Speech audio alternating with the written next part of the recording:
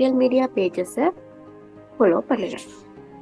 Right, இன்ஷால்லா நாங்கள் இன்னைக்கு எங்கிட்ட பேப்பர் ஒன்றுக்கு போவோம். நார்மலாக உங்களுக்கு தெரியும், எங்களோட பேப்பர் வந்து 40 MCQs, அதே மாதிரி 4 ஸ்ட்ரக்சர்ஸ் வரும். அதில் ஃபர்ஸ்ட்டுக்கு எப்படியுமே உயிர்கோளம் தான் வரும் இல்ல, அந்த உங்களோட கிரேட் 11 இருக்கிற பாடம். இன்ஷால்லா உயிர்கோளம் தொடர்பான வீடியோக்களும் அப்லோட் பண்றது ஈக்கிறோம். உங்களுக்கு அதையும் பார்த்துக்கொள்ள இயலும். அதோட தொடர்ந்தும் 2வது எங்களுக்கு வந்து பயோஸ்ல சம்பந்தமான ஒரு ஸ்ட்ரக்சர் வந்திருக்குது. அதோட கெமிஸ்ட்ரி ரசாயனவியல் சம்பந்தமானது. பொதுவாகவே இப்படித்தான் வார பேப்பர் ஸ்ட்ரக்சர். 4th வந்து பௌதிகவியல் சம்பந்தமான ஒரு கொஷன். ரைட், தொடர்ந்தும் நாங்க பார்ட் பிஏ பார்த்தோம்னு சொன்னா, நீங்க உங்களுக்கு 5 essays தந்திக்கும், அதுல 3 சூஸ் பண்ணணும்.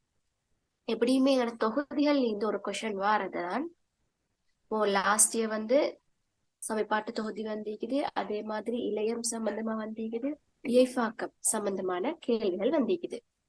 அப்ப இந்த இயர் அதை தவிர்ந்த மற்ற தொகுதிகளை எதிர்பார்க்கலாம்.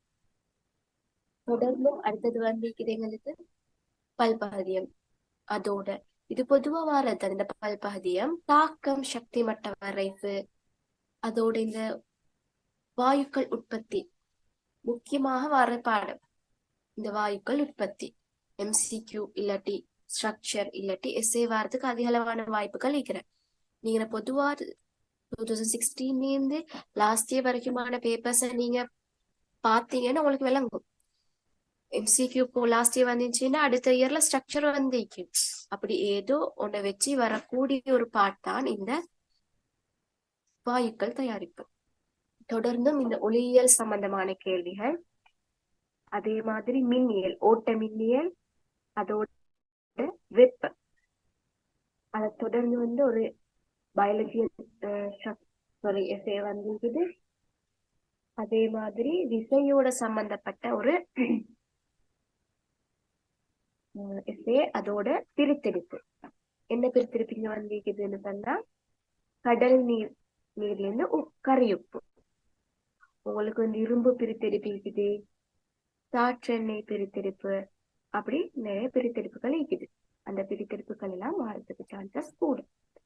ரைட், நாங்க இன்னைக்கு எங்களோட லாஸ்ட் இயர் பேப்பர்ட 7 வரைக்கும் மேக்சிமம் ஃபுல்லா கவர் பண்ண பார்ப்போம். MCQ தொடர்ந்து இணைந்து உங்களுக்கு என்னமாலும் டவுட்ஸ் இருந்தா செட் பாக்ஸ்ல கமெண்ட் பண்ணுங்க, ஷுவரா நாங்க ரிப்ளை பண்ணுவோம். ஃபர்ஸ்ட் கேள்வி பார்த்தீங்கன்னு சொன்னால், ஒரு சீரகமும் 17 நைட்ரசன் கல்வெற்றலை பிரதானமாக மேற்கொள்ளும் அங்கம் என்ன? மனிதனில் ஒரு ஃபர்ஸ்ட் கேள்வி பார்த்தீங்கன்னா, ஒரு சீரகமும் 17 நைட்ரசன் கல்வெற்றலை பிரதானமாக மேற்கொள்ளும் அங்கம் யாது? உங்களுக்கு நீங்க தெரிஞ்சுக்கணும் என்னன்னா, கழிவகற்றும் அங்கங்கள். எங்களுக்கு தெரியும், எங்களோட கழிவகற்றும் அங்கங்களாக வந்திருக்கிறது சிறுநீரகம், தோல், நுரையீரல். அப்போ உங்க ஆன்சர் இருந்துச்சு, ஈரலின் ஒரு ஆன்சர் இருந்துச்சு. அது ஆன்சர் வருமா? வராது.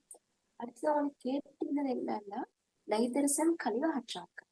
அப்ப சிறுநீரகம் மூலம் என்னென்ன கழிவுகள் அகற்றப்படணும், தோல் மூலம் என்னென்ன கழிவு அகற்றப்படும், நுரையீரல் மூலம் என்னென்ன கழிவுகள் அகற்றப்படும் தெரிஞ்சுக்கணும். சிறுநீரகம் மூலம் யூரியா, யூரிக் அமிலம், அதோட உப்புக்கள் அதுதான் அகற்றப்படும். எப்படி? சிறுநீர் வகையில அகற்றப்படும்.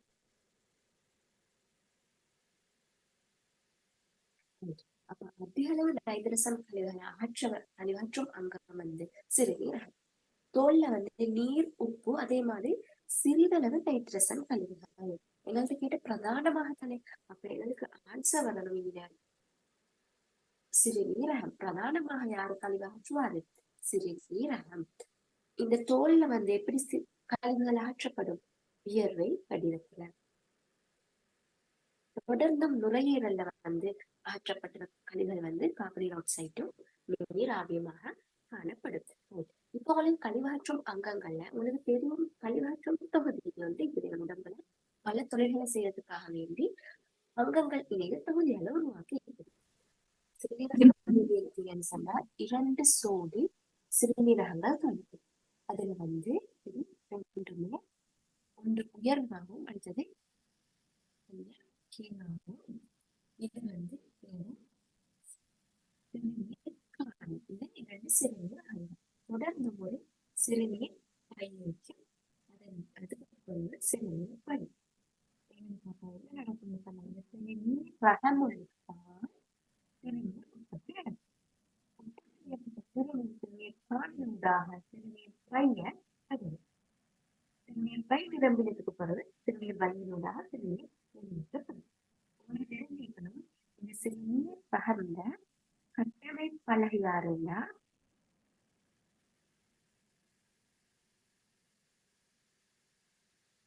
சிறுநீர் பகர்த்தி.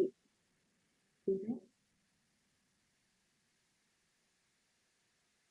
நீரகத்தி. இந்த சிறுநீரகத்திலுக்கு தான் சிறுநீர் வந்து உற்பத்தியாக்கப்படும். இந்த விஷயங்கள் தெரிந்து வைத்தல்.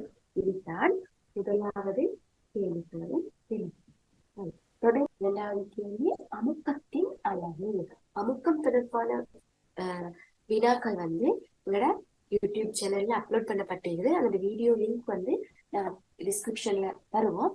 உங்களுக்கு அமுக்கம் தொடர்பான விளக்கம் தேவைன்னு சொன்னா மேலும் அந்த வீடியோவை பார்த்துக்கொள்ள இருக்கும். ரைட், உங்களுக்கு தெரியும் தானே அமுக்கம். அமுக்கம் என்ற டைம்ல திண்மமுக்கம் திரவமுக்கம் திரைப்படும். திண்மமுக்கத்துக்கான சமன்பாடு P சமன் F/A. P சமன் F அளவு நியூட்டன், ஏன்றது பரப்பளவுடைய மீட்டர் வர்க்கம்.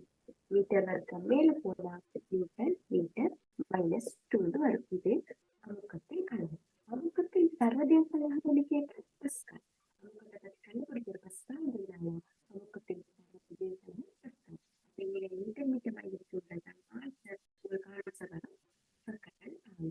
மூணாவது கேள்வி ஹைட்ரஜன் அணுக்களுக்கும் ஆக்சிஜன் அணுக்களுக்கும் 2:1 வீதத்தில் சேர்ந்திருக்கும் உயிரியல் மூலக்கூறு வகை. ஓகே, உங்களுக்கு தெரிஞ்சிருக்கணும் எங்களோட உடம்புல உயிர் தடப்பொருள்கள் இருக்கிறது தான் உயிரியல் மூலக்கூறுகள்.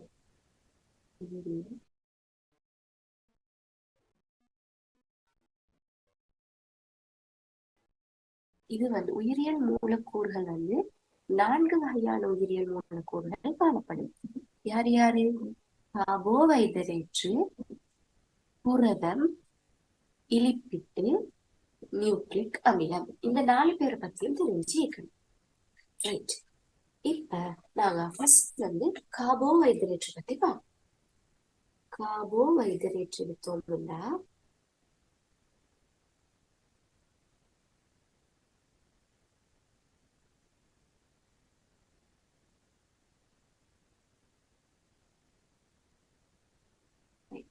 கார்போஹைட்ரேட் எடுத்தோம்னு சொன்னாங்க ஆக பேசிக் தெரிஞ்சுக்கணும். அதுல அடங்கியுள்ள மூலங்கள் யாருன்னா CHO. அதே மாதிரி எங்கட புரதத்தை எடுப்போம், புரதம். அதே மாதிரி இலிப்பிட்டு, தொடர்ந்து நியூக்ளிக்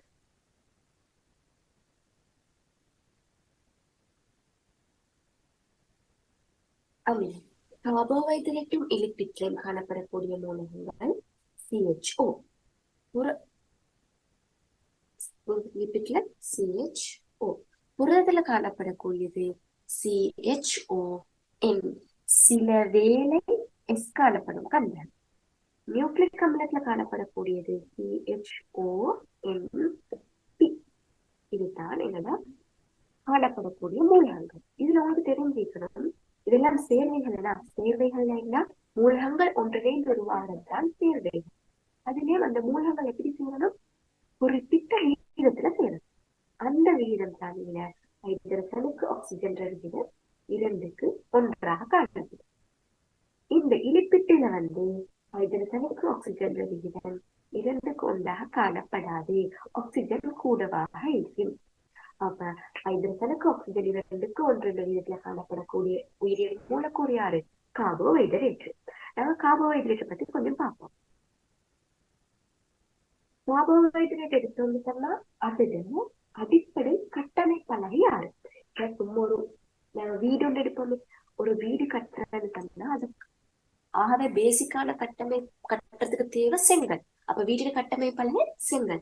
அது மாதிரி கார்போஹைட்ரேட் என்பது ஒரு சர்க்கரைட்டுகளால் ஆனது. ஒரு சர்க்கரைட்டு தான் இவருடைய கட்டமைப்பலன். சரியா? இந்த கார்போஹைட்ரேட் அதுல மூலகங்கள் இணைஞ்சிற அமைப்புக்கேற்ப இத 3 வகையாக பிரிக்கலாம். ஒன்னாவது ஒரு சர்க்கரைட்டு, இரண்டாவது இரு சர்க்கரைட்டு, மூன்றாவது பல் சர்க்கரைட்டு. ஒரு சர்க்கரைட்டு எடுத்தோம்னு சொன்னா அதுக்கு உதாரணமாக வச்சுக்கோங்க, பிக்கோன். இதுல இது ஃப்ரக்டோஸ், இது கெலக்டோஸ், இது குளுக்கோஸ். இரு சர்க்கரைட்டு யாஃபமைங்க மில்ஸ். இது மோல்டோஸ், இது லாக்டோஸ், இது சுக்ரோஸ். பல் சர்க்கரைட்டுக்கு உதாரணம் செலுலோஸ், மாப்பொருள், கிளைகோஜன். இதுதான் பல் சர்க்கரைட்டுக்கு உதாரணம். இதுல ஒரு சர்க்கரைட்ல மெயினா உங்களுக்கு தெரிஞ்சுக்கணும், இந்த கெலக்டோஸ்ன்றது பால்ல தான் காணப்படும். அதே மாதிரி இந்த லாக்டோஸும் பால்ல காணப்படும். இதுல மெயினா அடுத்த விஷயம் தெரிஞ்சுக்க வேண்டியது, ஒரு சர்க்கரைட்டு மூலக்கூற்று சூத்திரத்தை கவனிக்கும். ஒரு சர்க்கரைட்டு எடுத்தோம்னு சொன்னா அதுல மூலக்கூற்று சூத்திரம் C6H12O6. அப்ப இரு சர்க்கரைட்டு எப்படி வரும்? இது டபுள் ஆகும். Carbon 12, hydrogen 24, oxygen 12. இது என்ன நடக்கும்னு சொன்னா, இரண்டு ஒரு சர்க்கரை சேர்ற டைம்ல ஒரு நீர் மூலக்கூறு வெளியாகும். நீர் மூலக்கூறு யாரு? H2O. அப்ப இங்க 24 2 ஹைட்ரஜன் இழக்கப்படும். அதே மாதிரி 12 ஆக்சிஜன் இழக்கப்படும். இதுதான் இரு சர்க்கரைட்டுக்கான சூத்திரம். பல சர்க்கரைட்டு எப்படி? இது மாதிரியான ஒரு சர்க்கரைட்டுகள் பல மில்லியன் கணக்கில் சேரும். சேர டைம்ல என்ன நடக்கணும்? H12O6 பல தடவை, அதனால எங்களுக்கு போடும். சேர டைம்ல என்ன நடக்கும்? நீர் வெளியாகும். அப்ப இங்க 2 இல்லாம போயிட்டு 10 ஆகும். ஆக்சிஜன்ல 6 ஒன்று போயிட்டு 5 ஆகும். இதுதான் பல் சர்க்கரைட். இது நம்மளுக்கு தெரிஞ்சிக்க வேண்டியது. பல் சர்க்கரைட் பத்தி பார்க்கறது பண்ணாமா, செலுலோஸ், மாப்பொருள், கிளைகோஜன் அவரை கலெக்டூர் ஆக்கிக்கிறது செலுலோஸ் தான். அதே மாதிரி மலச்சிக்கல் இது தவிர்ப்பதற்காக செலுலோஸ் வச்சுக்கொள்ளும். அடுத்தது மாப்பொருள். உங்களுக்கு தெரியும், தாவரங்கள் உணவு உற்பத்தி செய்யும் இல்லையா? தனக்கு தேவையான உணவை தானே உற்பத்தி செய்யும். அது எந்த வடிவத்தில் உற்பத்தி செய்யும்? குளுக்கோஸ் வடிவத்தில் உற்பத்தி செய்யும். இது என்ன நடக்கும்னு சொன்னா, மேலதிகமான குளுக்கோஸ் தாவரங்கள்ல மாப்பொருளாக சேமிக்கும். அதே மாதிரி விலங்கு உடல் அங்கிகள்ல இருந்து என்னன்னா, எங்களோட உடம்புலையும் நாங்க தின்ற சாப்பாடு கடைசி கட்டத்துல குளுக்கோஸ் ஆகும். இந்த குளுக்கோஸ் எங்களோட உடம்புல அதிக அளவு காணப்பட்டுச்சுன்னு சொன்னா அது ஈரல்லையும் தசைகள்லையும் கிளைகோஜனாக சேமிக்கப்படும். இதுதான் மாப்பொருள் கிளைகோஜன் பற்றிய அறிவு. அதே மாதிரி உங்களுக்கு தெரிஞ்சுக்கணும், தாவரங்கள்ல உணவு உற்பத்தியாக்கப்படுற எப்படி? குளுக்கோஸ் வடிவத்துல. கடத்தப்படுற எப்படின்னு சொன்னா சுக்குரோஸ் வடிவத்தில். இரு சர்க்கரைட்டுக்கு மீல்ஸ் ஆஃபம் வைக்க சொன்னேன் இல்லையா? Maltose, லெக்டோஸ், sucrose. அப்போ ஒரு சர்க்கரைட் வடிவத்துல உற்பத்தியாவது, இரு சர்க்கரைட் வடிவத்தில் கடத்தப்படுது, பல் சர்க்கரைட் வடிவத்தில் சேமிக்கப்படுது. இதுதான் என்னோட கார்போஹைட்ரேட். இப்ப உங்களுக்கு தெரிஞ்சிருக்கணும் கார்போஹைட்ரேட் தொடர்பான பரிசோதனை. சரியா? கார்போஹைட்ரேட்டுக்கான பரிசோதனை என்ற டைம்ல பேசிக் அயோடின் சோதனை. இது நாங்க யாருக்கு செய்வோம்னு சொன்னா மாப்பொருளுக்கு செய்வோம். அயோடின் சோதனை யாருக்கு மேற்கொள்வோம்? மாப்பொருள். மாப்பொருள்ன்றது யாரு? ஒரு பல் சர்க்கரைட்டு. நாங்க என்ன செய்வோம்னு சொன்னா, எப்பயுமே நாங்க ஒரு பரிசோதனை செய்யற நேரத்துல கரைசல் தான் எடுப்போம். அப்ப மாப்பொருள் கரைசல் கொஞ்சம் எடுத்து அயோடின் சிறு துளிகள் சேர்ப்போம் அங்க. அப்ப இங்க ஒரு அவதானம் தோன்றும். என்னன்னு சொன்னா, கபில நிறமா இருந்த செங்கபில நிறத்தில் காணப்பட்ட அயோடின் கரைசல் ஊதா அல்லது கருநீல ஊதா இல்லது கருநீலம் அப்படின்ற ஒரு கலர் சேர்ந்து காட்டும். அப்ப இதுக்குத்தான் அயோடின் சோதனை சொல்லும். அயோடின் சோதனை யாருக்கு மேற்கொள்ள? மாப்பொருளுக்கு. அடுத்த சோதனை நடடிப்போம்.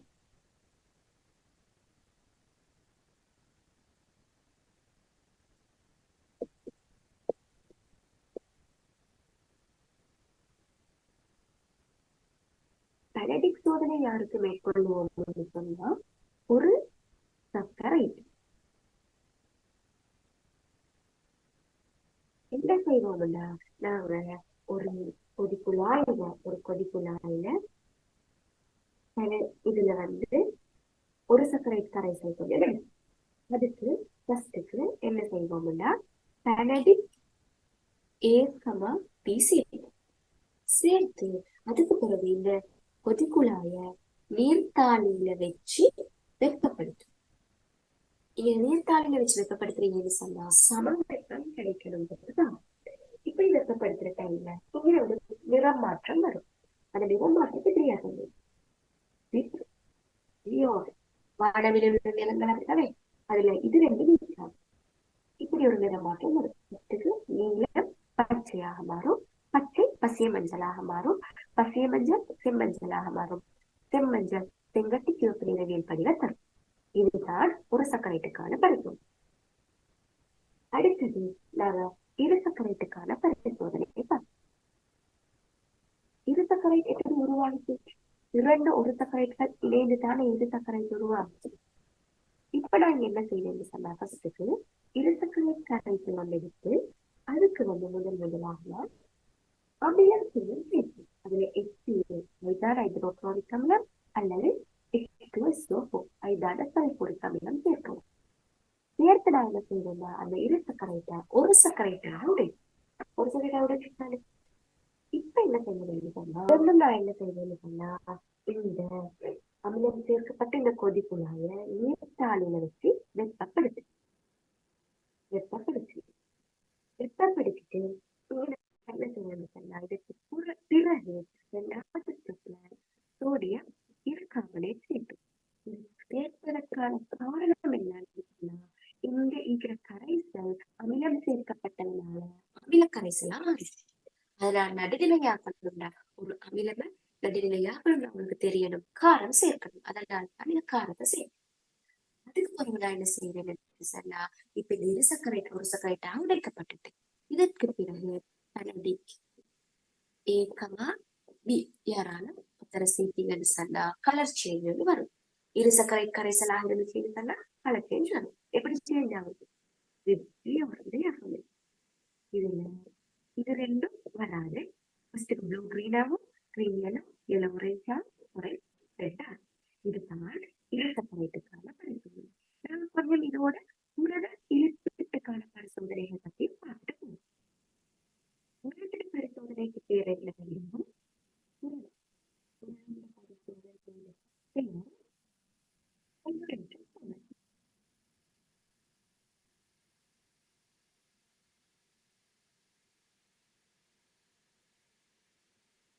இந்த பயிரேற்ற சோதனையில நாம் என்ன மேற்கொள்வோம் சொன்னா ஒரு புரத கரைசல் நான் இங்க எடுக்கிறது ஒரு பருப்பு கரைசல் இருக்கு. எதுவாக இருந்தாலும் இந்த கரைசலுக்கு நான் 5 வீதம் சோடியம் ஹைட்ராக்சைடும் 1 வீதம் செப்பு சல்பேட்டும் சேர்க்கும்.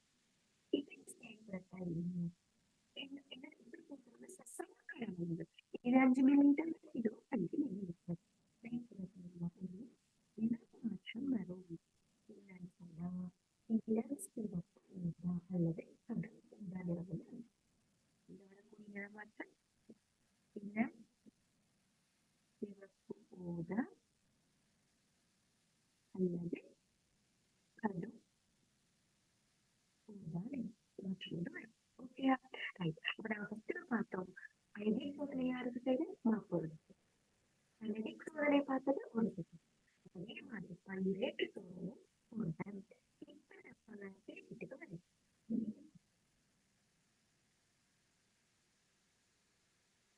வீட்டு சோதனை சூடான் 3 பரிசோதனை. என்ன போடணும்? இனிப்பிட்டு கரைசல் எண்ணெய் கொஞ்சம் எடுத்து அதுக்கு சூடான் 3 போட்டீங்கன்னு சொன்னா இங்க என்ன நடக்கும்னு சொன்னா இந்த எண்ணெயில இப்படி ரெட் கலர் பபிள்ஸ் சிவப்பு நிற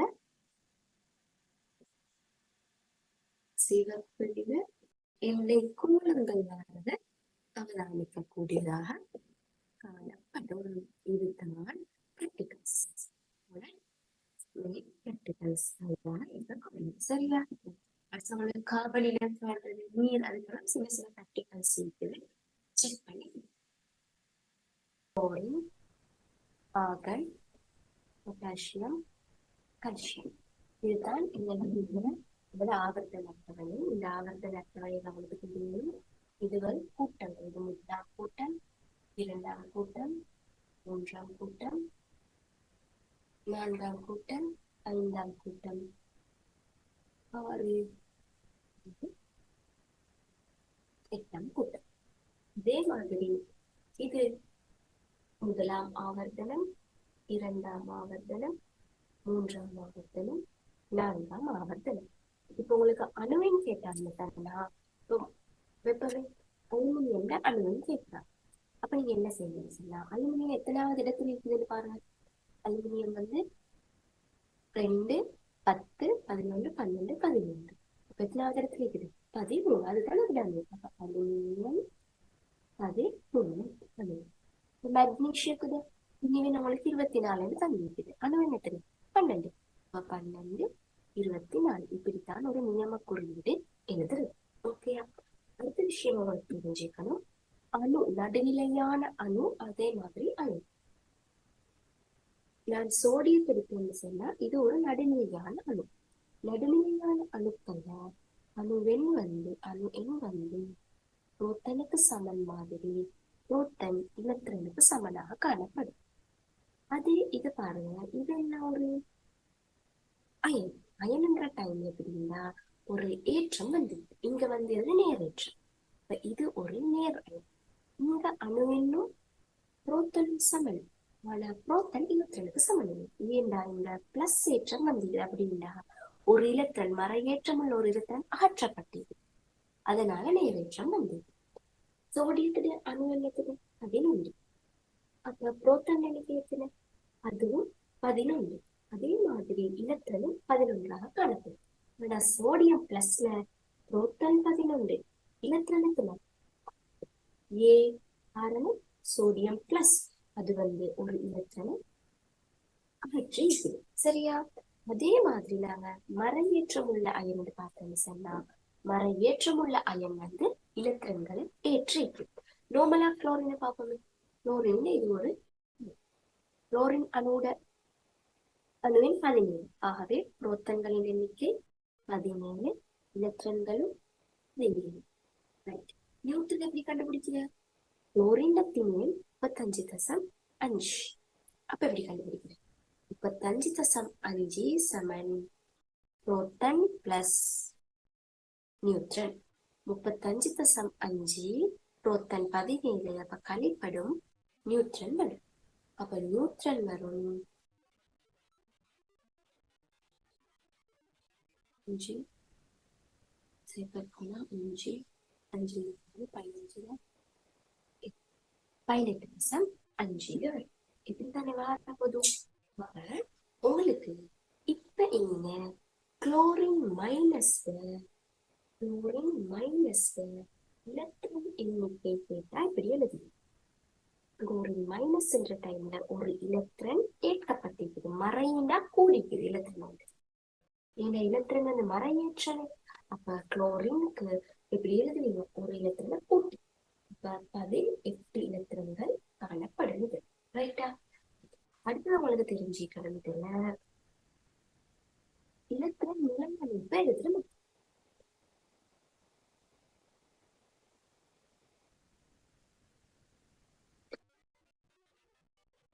எலக்ட்ரான் நிலையமைப்பு எப்படி எழுதுறோம்? ரைட். எலக்ட்ரான் நிலையமைப்பு எழுதுற உங்களுக்கு ஃபர்ஸ்ட்டுக்கு அணுவின் தெரிஞ்சுக்கணும். சோடியம் எடுக்கிற டைம்ல இது ஒரு நடுநிலை. இது அணுவின் 11 தானே. அணுவின் நடுநிலையான அணுவின் எலக்ட்ரான்கள் எண்ணிக்கைக்கு சமன். அப்ப எலக்ட்ரான்களும் 11. முதல் சக்தி மட்டத்துல 2 எலக்ட்ரான்கள் தான் காணப்படும். அடுத்தடுத்த 8 பூர்த்தி ஆகும். 8 பூர்த்தி ஆகும். இப்ப 2 எழுதிட்டேன். பேலன்ஸ் ஆகிக்கிறது 9. அப்ப அடுத்ததுல எழுதணும் 8 தான். அப்ப 10 எழுதிட்டேன். 11. இது சோடியம். இதே சோடியம் பிளஸ் சொல்ற டைம் ஒரு எலக்ட்ரான் இழக்கப்பட்டிருக்கு. 2, 8ன்னு வரும். ஒரு இலத்திரன் இல்லாம. இப்ப நான் ஆக்சிஜனுக்கு எழுதுறது, ஆக்சிஜன்ல பாத்தீங்கன்னு சொன்னா அணுவின் 8. அப்ப 2 கமா பேலன்ஸ் ஆயிடுறது 6. இதே O2 மைனஸ் என்ற டைம்ல 2 மர இலத்திரன் 8 இருக்குது. அப்ப 2 இலத்திரன் கூடிக்குது. அப்ப 2 6ஓட 2 இலத்திரன் கூடினா 8. இதைத்தான் அயன்களுக்கு இலத்திரனியல் அமைப்பு எழுதுறது. இதுவும் உங்களுக்கு பாஸ் பேப்பர்ஸ்ல வந்த கொஸ்டின்ன்றதுனால தான் இதெல்லாம் சொல்லிட்டு போறேன். ரைட். அடுத்த விஷயம் உங்களுக்கு தெரிஞ்சிருக்கும், சமதானிகள் என்னாண்டு. சமதானிகள் பாக்குற டைம்ல சமதானி இப்ப நாங்க பார்த்தோமே அணுவெண் திணிவெண் 2 விஷயம். சமதானின்றது ஒரே அணு எண்ணையும் வேறுபட்ட திணிவெண்ணையும் கொண்டவை. வேறுபட்ட திணிவெண்ணையும் கொண்டதுக்கு தான் நாங்க சமதானி சொல்லுது. அப்ப எங்களுக்கு தெரிஞ்ச சமதானிகள் எங்களோட சிலபஸ் சொல்லி கேட்கிறது. ஐதரசன் சமதானிகளுக்கு தான் பெயர்கள் வைக்கப்பட்டு. ஐதரசன் சமதானிகள் 3. ஒரே அணுவின் மாறுமா? மாறாது. அதே மாதிரி வேறுபட்ட திணிவெண் 1 2 3. இங்க இதுக்கு பேர் கொடுப்போம்னாங்க. இவருக்கு ஒரு இங்க ஒன்றிப்பதனால புரோட்டியம்.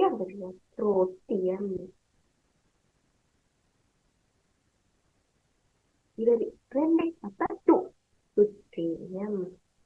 அடுத்தது இவர் 3 டிரிட்டியம் 3 டிரிட்டியம். அடுத்தது இவர்களுடைய புரோட்டான்களுடைய எண்ணிக்கை பார்த்தீங்கன்னு சொன்னா 1. இவர்களையும் அணியின் புரோட்டானுக்கு சமம் 1, அணியின் புரோட்டானுக்கு சமம் 1. இப்ப நியூட்ரன் எண்ணிக்கை இந்த திணிவெண் சமன் யாரு? புரோட்டானுக்கு நியூட்ரன். திணிவெண் 1, புரோட்டானும் 1, நியூட்ரனுக்கு இங்க எத்தனை? 0. இங்க திணிவெண் 2, புரோட்டான் 1, நியூட்ரனுக்கு 1. இங்க திணிவெண் 3, புரோட்டான் 1, நியூட்ரனுக்கு 2. அப்படிங்க பாருங்க, இந்த புரோட்டியம் என்ற அணுவுல நியூட்ரன்கள் காணப்படுதா? இல்ல, நியூட்ரன் 0 காணப்படுது. அதற்கு உங்களுக்கு தெரிஞ்சிருக்கும். ரைட். இப்ப எங்களோட கொஸ்டினுக்கு நாங்க போவோம்.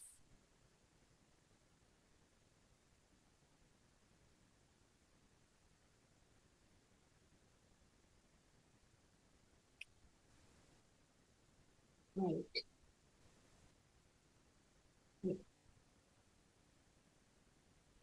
விஷயம் என்னன்னா, அணுக்கள் தொடர்பு தரப்பட்டுள்ள சரியான கூற்றை தேர்ந்தெடுத்து கூற்று. ஃபர்ஸ்ட் கூற்று என்னன்னா, எல்லா மூலம் அணுக்களும் கருவில் நியூட்ரன்கள் உள்ளன. நாங்க பார்த்தோம் என்னோட ஹைட்ரசன் அணுல புரோத்தியம் என்ற சமதானியில நியூட்ரன்கள் காணப்படலாம். முதலாவது ஆன்சர் வருமா? முதலாவது ஆன்சர் வராது. முதலாவது வாரத்துக்கு வாழ்த்துக்கள் இல்லை. இரண்டாவது வாசிச்சு பாருங்க. எல்லா அணுக்களிலும் கருவிலுள்ள நியூட்ரன்களின் எண்ணிக்கையும் புரோட்டான்களின் எண்ணிக்கையும் சமம். ஒரு நாள் நான் உங்களுக்கு சொல்லி தந்த ஒரே ஒரு விஷயம் என்னன்னு சொல்லி தந்ததுன்னா, எல்லா நடுநிலையான அணுக்கள்லையும் புரோட்டான்கள் எண்ணிக்கையும் எலக்ட்ரான்கள் எண்ணிக்கையும் சமம். அடுத்தது, வெவ்வேறு மூலகங்களின் இரு அணுக்களும் சமம். ஒரு நாளும் இல்லை. அணுக்கள் என்பது வேறுபட்ட அணுக்களாகத்தான் காணப்படும். வெவ்வேறு மூலகங்கள் ஒரே மூலகம் சமம். வெவ்வேறு மூலகம் ஹைட்ரசன் 1, ஹீலியம் என்று சொன்னா 2. அடுத்த கொஸ்டின் பாருங்க. சரி, அடுத்த ஆன்சர் பாருங்க. என்னன்னா, ஒரே மூலகத்தில் வேறுபட்ட திணிவெண்கள் உள்ள அணுக்கள் இருக்கலாம். எஸ், அதுக்கு பேர் தான் நாங்க சமதானிகள் என்று பேர் வச்சோம். ரைட். அப்ப ஆன்சர் வந்து 4th ஆன்சர். ஒரே மூலகத்தில் வேறுபட்ட திணிவெண்கள் உள்ள அணுக்கள் இருக்கலாம். இதுக்கு பேர் தான் நாங்க சமதானிகள் என்று சொன்னோம். ரைட். அடுத்த கொஸ்டின் பார்த்தோம்னு சொன்னா, பின்வரும் தாவர இலையங்களில் சிக்கலான நிலை இலையம் எது? ஓகே, இலையம் எடுத்தோம்னா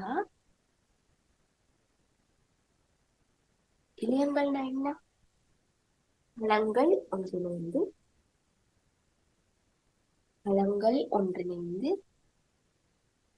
உருவாக்கப்பட்டது. இந்த இலையங்கள் தொடர்பான MCQ குயிஸ் குயிஸுக்கான விளக்கங்கள் எங்களோட யூடியூப் சேனல் அப்லோட் பண்ணப்பட்டிருக்கு. அந்த வீடியோட லிங்க்ஸும் கீழே டிஸ்கிரிப்ஷன்ல போடுறேன், அதையும் செக் பண்ணிக்கோங்க. ரைட், அப்ப பழங்கள் ஒன்று சேர்ந்து உருவாகி இது எப்படிப்பட்டதுன்னு சொன்னாவது பொதுவான தொழிலை செய்யக்கூடியதாக காணப்படும். அதே மாதிரி ஒரு பொதுவான தோற்றுவாய கொண்டு இந்த இலையங்கள் இரண்டு வகையாக இருக்கலாம். ஒன்று பிரி இலையம்,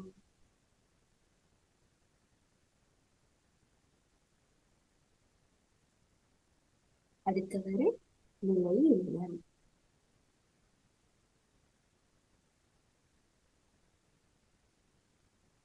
பிரியிலையத்தை எடுத்தீங்கன்னு சொன்னா பிரியிலையத்தை மூன்று வகைகளா பிரிக்கிறாங்க. உச்சி பிரியிலையம், பிரியிலையத்தை மூன்று வகையாக பிரிக்கிறது. முதலாவது உச்சி பிரியிலையம். உச்சி பிரியிலையம், இடை புகுந்த பிரியிலையம்,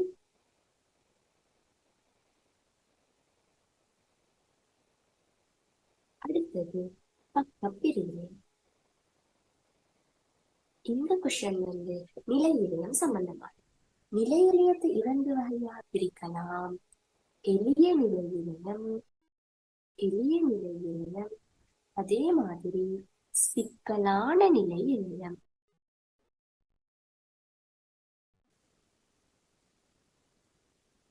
இதுல எளிய நிலை இலையங்களாக நாங்க பார்க்கிறது யாருன்னா உடைக்கல விலையம், வள்ளுருக்கல விலையம், அதே போன்று ஒட்டுக்கல விலையம். உடைக்கல விலையம் என்பது பொதுவாகவே ஒரே வடிவிலான கலங்களை கொண்டது. சம பரிமாணமுள்ள கலங்கள் இப்படி உடைக்கல விலையங்கள் காணப்படும். அதே மாதிரி வள்ளுருக்கல விலையத்திற்கா அதில கலச்சுவர்ல லிக்னின் படிவுகள் காணப்படும். இது தெரிஞ்சுக்கிறது. ஒட்டுக்கல விலையத்திற்கு சொன்னா அதுடைய ஓரங்கள்ல செலுலோஸ் படிவடைந்து காணப்படும். செலுலோஸ் படிவடைந்து காணப்படும். இதுதான் மூணு எளிய நிலை இலையங்கள். சிக்கலான நிலை இலையம் எடுத்தோம்னு சொன்னா அதுல இரண்டு வகை இலையங்கள் காணப்படும். கால் இலையம் மற்றும் குறுகிய இலையம். கால் இலையங்களோட தொழில்கள் என்னன்னு சொன்னா கால் இலையம் தாவரங்கள்ல கனியுப்பையும் நீரையும் கடத்தும். உருகிய இலையத்தின தொழில் உணவை கடத்தும். உரிய இலையம் உணவை கடத்தும். கால் இலையம் கனியுப்பையும் நீரையும் கடத்தும். இதுதான் இலையங்கள் தொடர்பாக, அதாவது தாவர இலையங்கள் தொடர்பாக நினைக்கிற MCQ பாயிண்ட்ஸ். Right, okay. இப்ப நாங்க கொஸ்டினுக்கு வரும். பின்வரும் தாவர இலையங்களில் சிக்கலான நிலை இலையம் யாது? எங்களுக்கு தெரியும் எளிய நிலை இலையம், உடைக்கல விலையம், ஒட்டுக்கல விலையம், வள்ளுருக்கல விலையம். அப்ப வள்ளும் வராது, செகண்ட் ஆன்சரும் வராது, தேர்ட் ஆன்சரும் வராது. அப்ப ஆன்சர் என்னன்னு சொன்னா ஃபோர்த் ஆன்சர் கால் இலையம். கால் இலையத்துக்கு தொழில் என்ன? கால் இலையம் என்ன வேலை செய்யும்? கனியுப்பையும் நீரையும் கடத்தும். உருகிய இலையம் உணவை கடத்தும். உணவு எவ்வாறு கடத்தப்படும்? தாவரங்கள் சுக்ரோஸாக கடத்தப்படும். சொல்லிட்டேன்.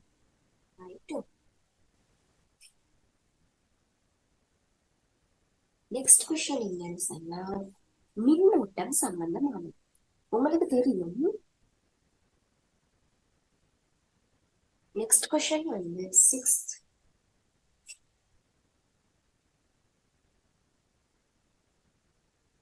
சிக்ஸ்த் கொஸ்டின் மின்னோட்டம் சம்பந்தமான கேள்வி.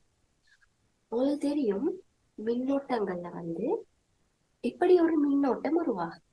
பேசிக் உங்களுக்கு தெரியும். பென்சில தலையில இதாக்கி பேப்பர் துண்டு வச்சு சின்னத்துல செஞ்சு பாருங்க, மேஜிக் அங்க உரோஞ்சனன் காரணமாக மின்னேற்றங்கள் உருவாகும். இப்படி மின்னேற்றங்கள் உருவாகிற டைம்ல பிளஸ் மைனஸ் இப்படி மின்னேற்றங்கள் உருவாகிற டைம்ல இது நிலையாக காணப்பட்டுச்சுன்னு சொன்னா இதுக்கு நாங்க சொல்லுவோம் நிலை மின்னேற்றம். இதே நீங்க வைப்போம், இதே ஒரு கோளை போல உருவாக்குவதன் மூலம் நீங்க மின்னே உருவாக்குறீங்க. மறை மின்னேற்றம் அப்படின்னா நீலத்திறன் காணப்படுது. இதை ஒரு கடத்தினூடாக இணைக்கிற டைம்ல என்ன நடக்கும்னு சொன்னா இந்த இலத்திரன் பாயும். இலத்திரன் பாய்ச்சலை காட்டும். இலத்திரன் பாயும் போது மின்னோட்டம் உருவாகும். அப்ப இங்க மின்னோட்டம் உருவாகிறதுக்கு காரணமாக அமைகிறவர் யாரு? இலத்திரன் துணிக்கு. எப்பயும் தெரிஞ்சுக்கணும், இலத்திரன் இந்த திசையில பாஞ்சிச்சுன்னு சொன்னா மின்னோட்டம் அதற்கு எதிர் திசையில ஓடும். இதுதான் இந்த கொஷனுக்கான மெயின் பாயிண்ட். ரைட், என்னோட கொஷனுக்கு போகணும்னு சொன்னா சொல்லுது ஒரு உலோக கடத்தினோட மின்னோட்டம்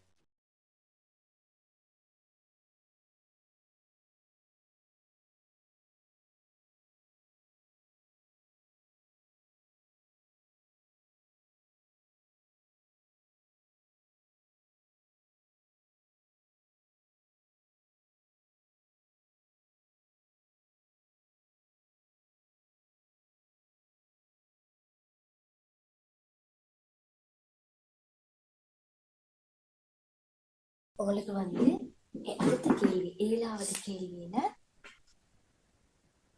என்னன்னு சொன்னா எம் என்ற உலோகம் ZnSO நாக சல்பேட்டிலிருந்து நாகத்தை பிரிச்சுக்கலாம். MSO4ஆகவும் நாகமாகவும் இருக்குது.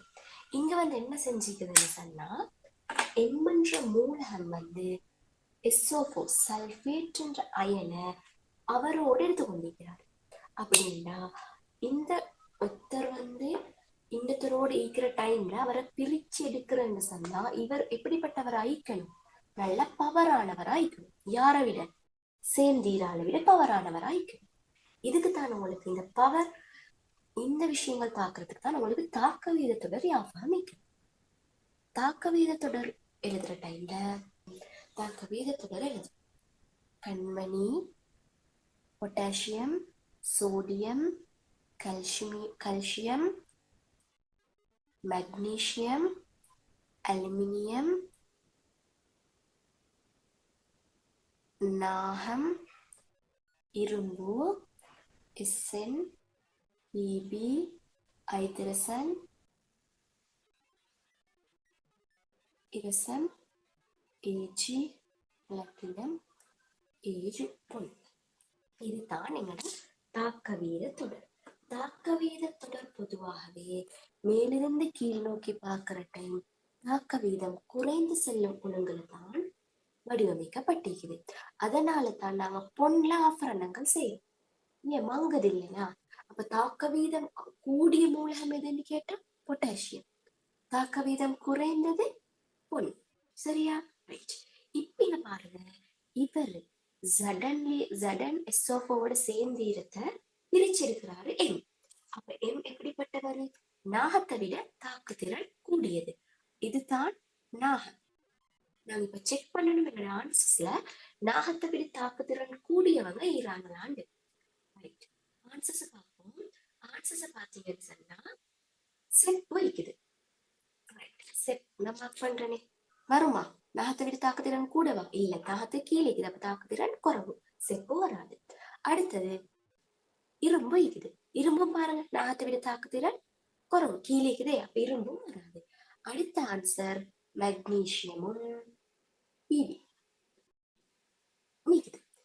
பிபி பாருங்க, நாகத்தை விட தாக்குதிறன் குறைவு, அப்ப இவங்க 3 பேரும் வரமாட்டாங்க. ஆன்சர் என்ன? மெக்னீசியம். ரைட். அப்ப 7th ஆன்சர் 30. தொடர்ந்து நாங்க இதிலே தான் 8வது கேள்வி பார்க்க போறோம். 8வது கேள்வி என்னன்னு சொன்னா, 8வது கேள்வி அவங்க சொல்றாங்க இந்த தாக்கம் என்ன வகை? இது பொதுவாகவே MCQல வினவப்பட்டது. தாக்கங்கள் 4 வகையில காணப்படுது. ஒன்று செயற்கை தாக்கம், ரசாயன செயற்கை தாக்கம். அடுத்தது பிரிகை தாக்கம், ரசாயன பிரிகை தாக்கம். அடுத்தது ஒற்றை இடப்பெயர்ச்சி தாக்கம். அடுத்தது இரட்டை இடப்பெயர்ச்சி தாக்கம். இப்ப நாங்க இவங்களுக்கு எக்ஸாம்பிள் பார்ப்போம். சேர்க்கை தாக்கம்னா சேரல், ரெண்டு பேர் சேரணும்.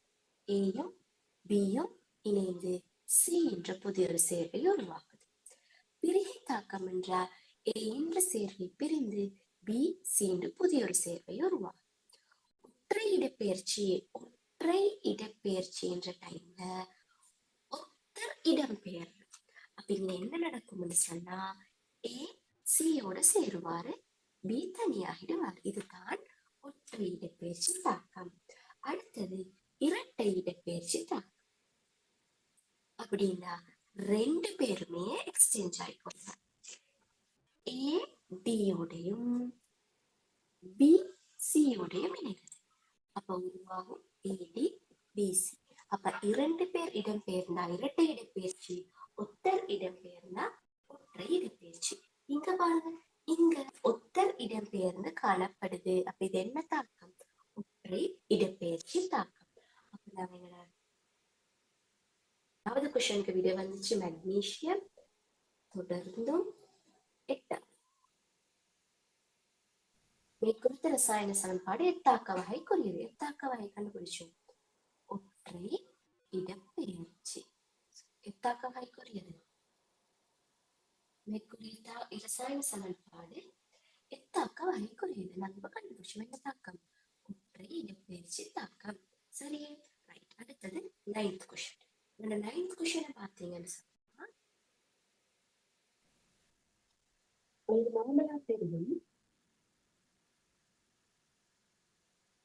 அத்தேன் என்ற மூலக்கூறுகிறாரே, இந்த அத்தேன் சேர்ந்துட்டால் அத்தேன் என்ற ஒரு பகுதியும் இணைந்துட்டால் பாலித்தீன் என்ற பல்பகுதியும் உருவாகி இருக்குது. ரைட். இந்த அத்தேன் என்ற மூலக்கூறு எதுண்டா கார்பன் டபுள் பாண்ட், ஐதரசன் ஐதரசன் ஐதரசன். இதுதான் ஐதரோ கார்பன்கள் மூலக்கூறுகள் சேர்ந்துட்டால் பாலித்தீன் உருவாகுது. அவளுக்கு கேட்டது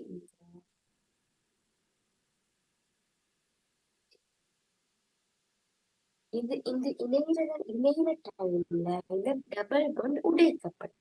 சரியா, உடைந்து வந்து இது என்னவா மாறும்டா இப்படி ஐதரசன் ஐதரசன் ஐதரசன். இதுதான் மீண்டும் மீண்டும் மீண்டும் மீண்டும் மீண்டும் இணைக்கப்படும். அப்ப இது எத்தனை மடங்கு இணைக்கப்படும் தெரியவே, நிறைய தடவைகள் இணைக்கப்படலாம், எண் தடவைகள் இணைக்கப்படலாம். புரியுது?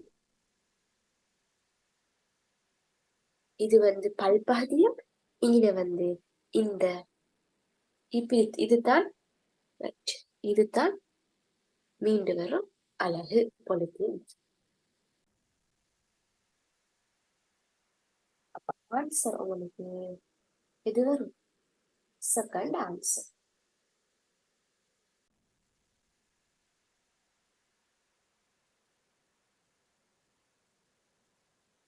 Second answer. அடுத்தது கருக்கட்ட செயல்முறைக்கு பின்னர் நடைபெறும் ஒரு மாற்றம். உங்களுக்கு இனப்பெருக்கம் என்று நடக்கிற டைம்ல தாவரங்களா இருந்தாலும் சரி, விலங்குகளா இருந்தாலும் சரி, நம்ம கருக்கட்டம் வந்து நடக்கும். தாவரங்களோட இனப்பெருக்க கட்டமைப்பு அளவு அங்கே என்ன நடக்கும்? ஒரு பூ எடுத்தோம்னு சொன்னா, ஒரு பூ எடுத்தோம்னா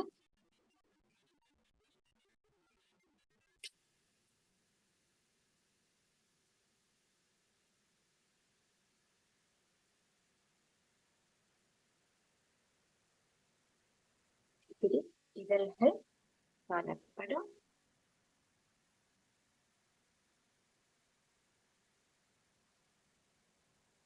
இதுதான் ஒரு பூ. இந்த பூல வந்து உங்களுக்கு தெரிஞ்சுக்கணும், நாங்க பூவை குறிக்க தெரியும். இது சம்பந்தமான கேள்வி 2016 வந்திருக்குது. இது புள்ளின்னு புள்ளுவோம். புள்ளி. அதே மாதிரி இந்த இடம் தம்பு. அதே போன்று அடுத்தடுத்த இந்த ஒரு கட்டமைப்பு காணப்படும். அதுக்கு சொல்லுவோம் தூள் வித்து. இவரு சூலகம். இந்த ஆட்கள் எல்லாரும் தான் இந்த பூட பெண்ணுக்குரிய ஆட்கள், பெண்ணகம். சரியா? இது வந்து மகரந்த கூடு. இது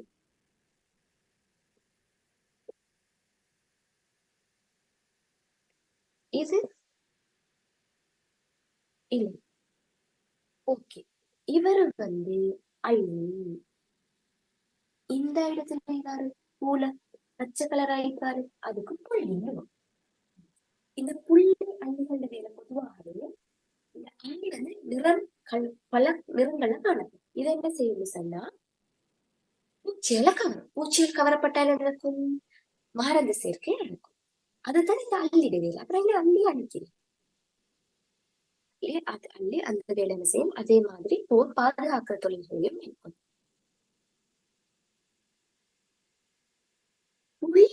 புள்ளின்றதும் பாதுகாப்பு தொழில தான் நம்ம. இப்ப பூவெடுத்தோம் சொன்ன மெயின் ஆட்கள் இவன் தான். அதுல இந்த இந்த இந்த அமைப்பு அப்படியே பெண்ணகத்துக்கு சொல்லணும். யாரு யாரு ஒரே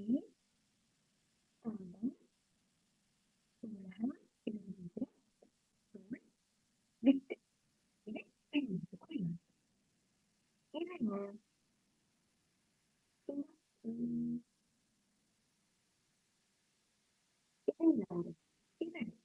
இதை பாராட்டுக்குரிய இந்த இளம் மகரந்தம். உங்களுக்கு வீட்டுக்கு அருகில செவ்வரத்தம் பூ இல்ல, இந்த செவ்வரத்தம் பூ வச்சு இதை பார்க்கலாம். இந்த மகரந்தம் கூட உடைச்சு பார்த்தோம் இல்ல, அதுல குட்டி குட்டி குட்டி குட்டி போல்ஸ் போல்ஸால் அதுக்கு பேர் மகரந்தம். இந்த ஆடகத்தின் தொழில் எல்லாம் மகரந்தங்களில் உற்பத்தி செய்து பெண்ணகத்தின் தொழில் எல்லாம் தோல்வித்தை முத்தனை உற்பத்தி செய்யும். இங்க என்ன நடக்கும்? கருக்கட்டம் என்ற தொழில இந்த முட்டையான தூள், முட்டையான தூளை மகரந்த மணிகள் வந்து இப்படி அடையும். இப்படி அடைய டைம்ல கருக்கட்டல் நடக்கும். இப்படி கருக்கட்டல் நடந்ததுக்கு பிறகு நடக்கக்கூடிய மாற்றங்களை வந்து தெரிஞ்சுக்கலாம்.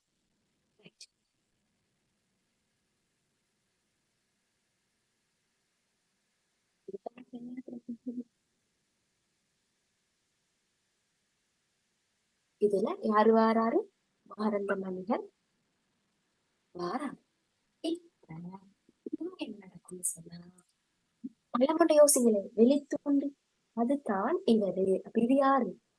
சூலகம் வந்து கருக்கட்டலின் பின்னர் என்னவாக மாறும்? பழமாக மாறும். பல துள்ளிக்கு வித்து.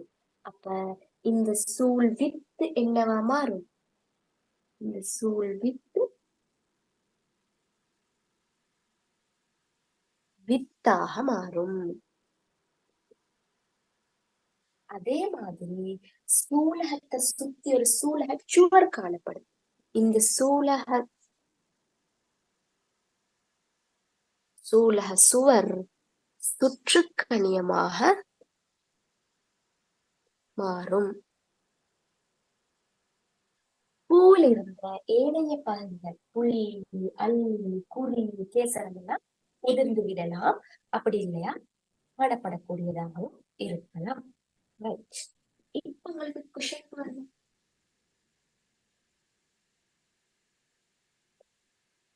பூவில் கருக்கட்ட செயல்முறைக்கு பின்வரும் நடைபெறும் ஒரு மாற்றம் பின்வருவதற்கு எது?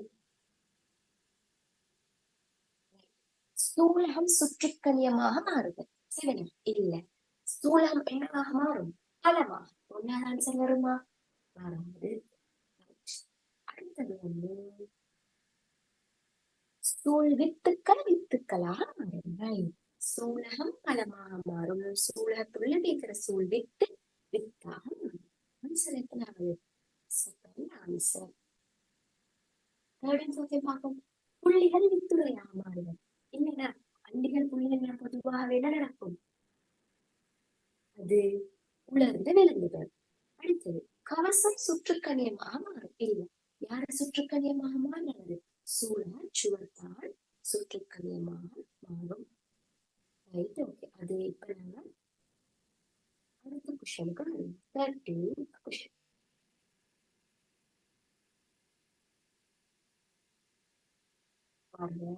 மலமலப்பான தசை இலையத்தின் ஓர் இயல்பாக அமையாதது. அதனால தசை இலையங்கள் பத்தி ஒரு ரீகேப் வரும். தசை இலையத்தை கருதினோம் என்றால் அது 3 வகையான தசை இலையங்கள் காணப்படும். முதலாவது மலமலப்பான தசை.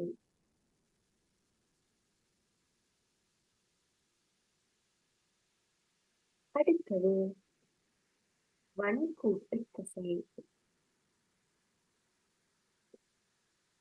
அடுத்தது இதய தசை. நாங்க பார்த்து மலமலப்பான தசை. மலமலப்பான தசைகள் பொதுவாகவே கதிருருவான களங்களை கொண்டது. சரியா? அடுத்தது வன்கூட்டு தசை நீண்ட உருளையுருவானது. அதே மாதிரி வரிகளை கொண்டது.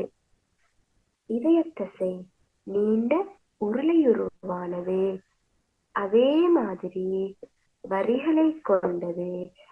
ஆனா எப்படி டிஃபரெண்ட் ஆகுதுன்னா, இது கிளை கொண்டது. இது கிளை அற்றது. இது கிளை கொண்டது. சரியா?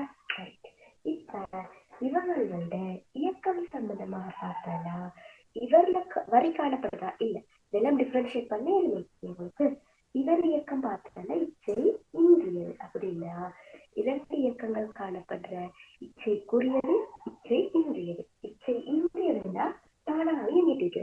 இச்சைக்குரியதுண்டா நீங்க சொல்லி இயக்க வைக்கிறது. இது இச்சைக்குரியது, உங்களால் இயக்கப்பட்டது. இது இதயத்தசை. நீங்க சொன்னாதான் பம்ப் ஆகுமா? இல்லைனா பம்பாவாட்டி அவ்வளவுதான்.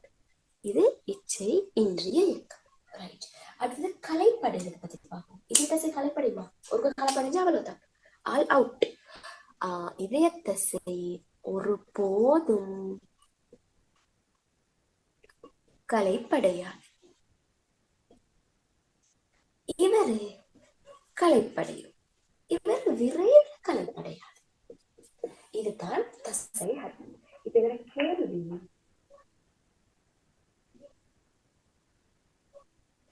பற்றியது. கேள்வினா ஒரு இயல்பாக அமையாதது பின்வருவனவற்றுள் இது. அமையாதது கொஸ்டின். ஓகே, பாருங்க. களங்கள் தனித்த கருவாக இருத்தல். எஸ், களங்கள் தனித்த கருவாக தான் காணப்படுது. குறுக்கு வரிகள் இருத்தல். மலமலப்பான தசையில குறுக்கு வரிகள் இருந்துச்சா? இல்ல. குறுக்கு வரி எங்க காணப்படுச்சு? வன்கூட்டு தசையிலும் இதய தசையிலும். வன்கூட்டு தசையும் இதய தசையும் எப்படி டிஃபரன்ஷியேட் பண்ணுவீங்க? வன்கூட்டு தசையில கிளை இல்ல, இதய தசையில கிளைகள் காணப்படும். அடுத்தது பாருங்க, களங்கள் கதிருருவாக இருக்க. ரைட். இச்சை இன்றிய இயக்கம் என்ன? இச்சைக்குரிய இயக்கம் யாரு? வன்கூட்டு தசை. மற்ற 2 பேருமே இச்சை இன்றிய இயக்கம். ஓகே, நெக்ஸ்ட் क्वेश्चन வந்து அலைகள் சம்பந்தமானது. உங்களுக்கு தெரியும் அலைகள் என்ன? ரைட், ஒரு ஊடகத்துல ஏற்படுத்தப்படுற குழப்பம், அதுதான் அலைகள். அலைகளை வந்து 2 வகைகளாக பிரிக்கலாம். பொறிமுறை அலை,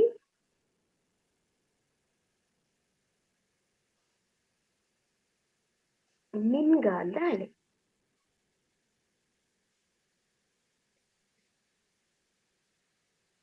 அலைகள் என்றது என்ன? ஒரு ஊடகத்தில் அல்லது வெற்றிடத்தில் ஏற்படுத்தப்படுற குழப்பம். அலைகள் என்ன? ஒரு ஊடகம் அல்லது வெற்றிடத்துல உண்டாக்குற குழப்பம், இதுதான் அலைகள். நீங்க ஒரு ஊடகத்துல உண்டாக்கினா அது பொறிமுறை அலை, வெற்றிடத்துல உண்டாக்கினா அது மின்காந்த அலை.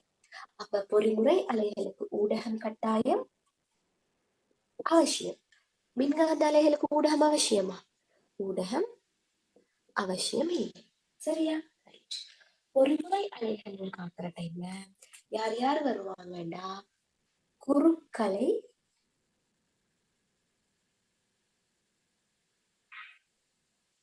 அடுத்தது நெட்டாங்கலை.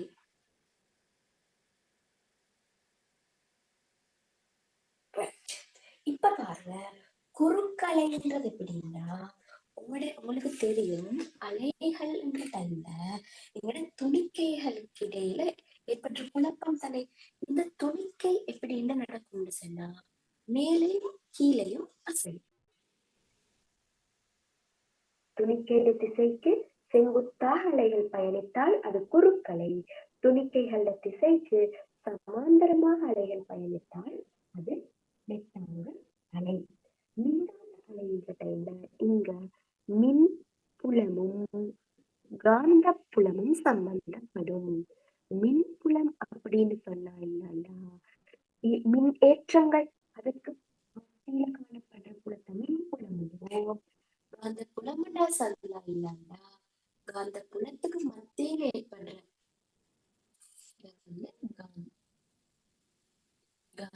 காந்த விசைகளுக்கு மத்தியில ஏற்படுறத காந்த புலம்னு சொல்லுவோம். இப்ப உங்களுக்கு தெரியும் என்னன்னா, மின்காந்த அலைகளோடு சம்பந்தப்பட்டது மின்புலமும் காந்த புலம். இப்ப உங்களோட கேள்வி பொறிமுறை அலைகள் சம்பந்தமானது. கேள்விக்கு வருவோம். பொறிமுறை அலைகள் பற்றி பின்வரும் கூற்றுக்களை கருதுக. என்னவா? ஒரு ஊடகத்திலிருந்து வேறொரு ஊடகத்திலே போகும் போது அலையின் மீடிடன் மாறுகின்றது. அடுத்தது, அலையின் கதி அதன் மீடிடனை சார்ந்திருப்பதில்லை. நெக்ஸ்ட், அலையின் கதி அது பயணிக்கும் ஊடகத்தை சார்ந்திருக்கும். அப்ப உங்களுக்கு இந்த பொறிமுறை அலைகளுடன் சம்பந்தமான சில தகவல்கள் இன்னும் தேவைப்படும்.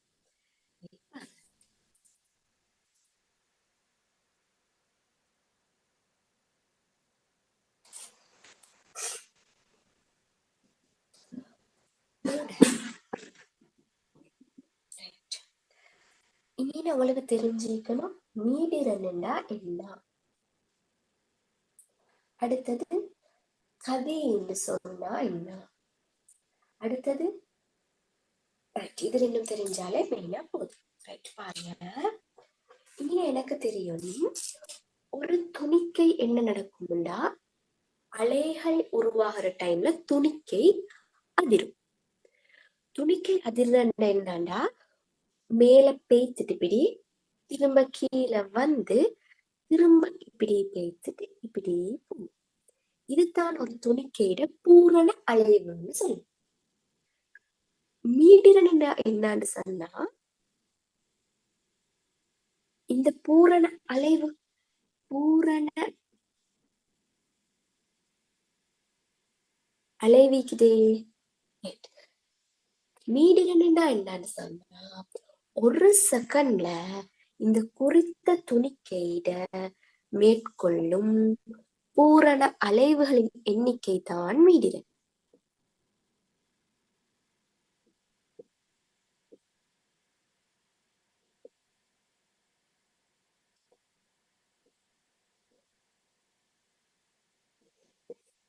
எண்ணிக்கைக்கு பேர் தான் மீடிடன். ஓகேயா? அடுத்தது கதி. கதியை பத்தி உங்களுக்கு தெரியும். கதி சமன் தூரத்தின் கீழ் நேரம் தெரியும். சரி, இந்த மீட்டருக்கான சமன்பாடு ஒன்றைக்கு F சமன் 1/T. ரைட், கதி கண்டுபிடிக்கிறீங்க. கதிக்கு பதிலா நான் வீண்டு போடுறேன். தூரம் தூரம் என்ற டைம்ல நீங்க உங்களுக்கு தெரியணும் என்னண்டா, ஒரு பொறிமுறை அலையீராவே இந்த பொறிமுறை அலை இப்படி அலை உருவாக்குமே. இதுல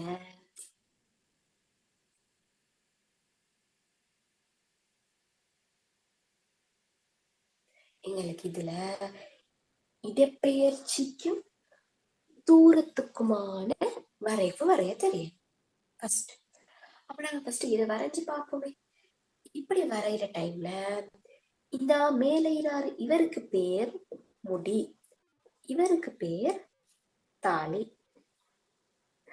அடுத்தது இனி நம்மளுக்கு தெரிஞ்சுக்க வேண்டியது அலை நீளம். அலை நீளம்னு சொன்னா ஒரு துணிக்கு இப்படி மேல போகுது, திரும்ப கீழே வருகுது, திரும்ப கீழே போயிட்டு திரும்ப அதே இடத்துக்கு வருது. இந்த முடிக்கும் தாலிக்கும் இடைப்பட்ட தூரத்தை தான் நாங்க அலை நீளம், அலை நீளத்தை லெம்டான்னு குறிப்போம். இந்த அலை நீளம் இப்படித்தான் கண்டுபிடிக்கும். சரியா? இப்ப பாருங்க. அப்ப அலை நீளம்னு சொன்னா ஒரு முடிக்கும் ஒரு தாலிக்கும் இடைப்பட்ட தூரம். அதே மாதிரி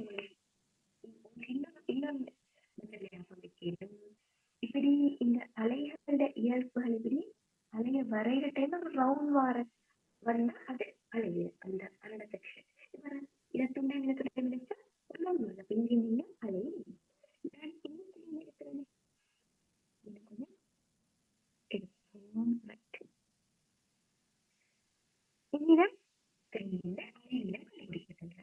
பாருங்க, இங்க பாருங்க ஒரு துணி,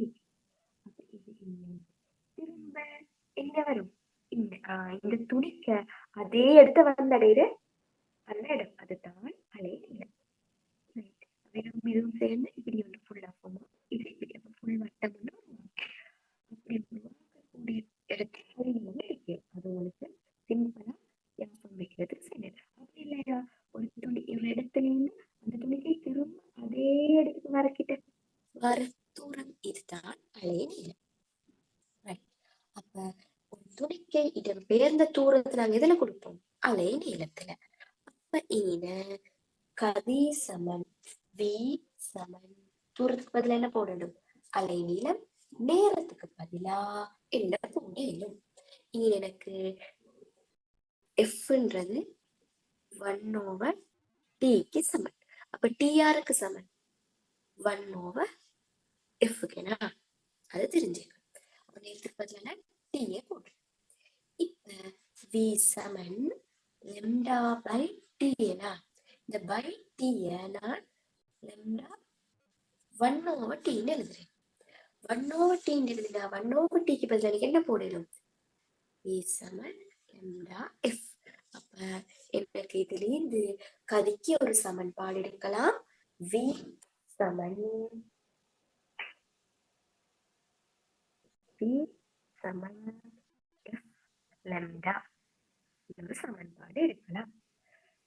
கதி அப்ப யார் யார தங்கிக்குது? மீதிகள்லையும் அலை நீளத்தில். ஓகேயா? அடுத்த விஷயம் தெரிஞ்சுக்கணும். இந்த மீதிகள் எதுல தங்கி இருக்குன்னு சொன்னா அலைகள் உருவாக்கப்பட்ட உடல்ல தான் தங்கிக்கும் மீதிகள். இதுல மெயினா தெரிஞ்சுக்கணும், இவங்களுக்கு பேர்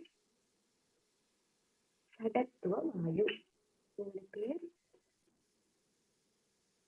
சடத்துவ வாயு அல்லது விழுமிய வாயு அல்லது ஓரின வாயு. ஓகேயா? அடுத்து தெரிஞ்சுக்கணும், இந்த ஆக்சிஜன் பிறத்திருப்பம் ஈக்கும். ஆக்சிஜனுக்கு பிறத்திருப்பம் ஈக்கும். அதே மாதிரி கார்பனுக்கு பிறத்திருப்பம் ஈக்கும். அதே மாதிரி கந்தாத்துக்கு பிறத்திருப்பம் ஈக்கும். ஆக்சிஜன் பிறத்திருப்பங்கள் ஆக்சிஜனும் O3 ஓசோன். கார்பன் பிறத்திருப்பம் காரியம் வைரம்.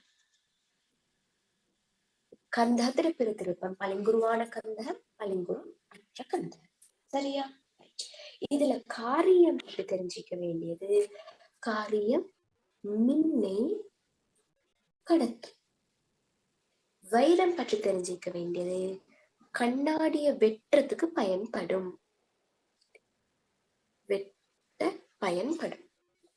அடுத்த விஷயம், இதுல சிலிக்க நீராரே இவரு குறை கடத்திகள் தயாரிப்புக்கு பயன்படும்.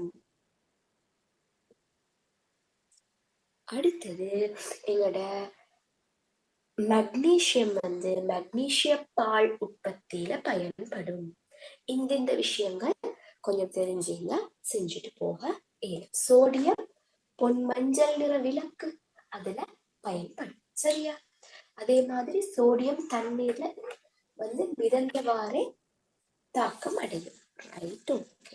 இப்போ உங்களோட கேள்வி, ஒரு குறித்த மூலகம் பற்றிய சில தகவல்கள் கீழே தரப்பட்டுள்ளது. புவியீட்டுள்ள மூலகம் மிகுதியின் வரிசையில் 2ஆம் இடத்தில் உள்ளது. அது குறைக்கடத்தி இயக்கங்களை காட்டுகின்றது. குறைக்கடத்தியில நாங்க என்ன சொன்னேன்? சிலிக்கன் தான் சொல்லணும். ஆன்சர் என்ன வரும்? டிரெக்டா சிலிக்கன் சொல்லணும். இதுல உங்களுக்கு மெயின் அடுத்த விஷயம் தெரிஞ்சுக்கணும் என்னன்னா, இந்த முதலாம் கூட்ட மூலகங்களுக்கு நாங்க சொல்லுவோம் உலோகங்கள். சரியா? ரைட். உலோகம். இவர் உலோக போலி அப்படின்னா உலோகம், அதே மாதிரி உலோகம் அல்லாத இயல்பையும் காணும். அல்லுலோகம், உலோகியல்பையும் அல்லுலோகியல்பையும். இவர் உலோக போலி. இவங்க எல்லாரும் அல்லுலோகம்.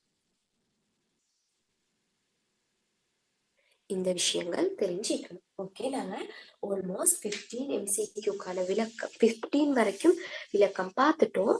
அடுத்த பேலன்ஸா இருக்கிற அடுத்த கொஷனுக்கு இன்ஷா அல்லாஹ் தொடர்ந்தும் அப்லோட் பண்ண உங்களுக்கு அப்படி தேவைப்படுது. உங்களுக்கு இன்னொரு அறிய வாய்ப்பு தரோம் என்னன்னு சொன்னா, உங்களுக்கு தொடர்ந்தும் இந்த சாப்டர்ல கொஞ்சம் விளக்கம் தாங்க அப்படின்னு எங்களுக்கு தேவைப்படும்.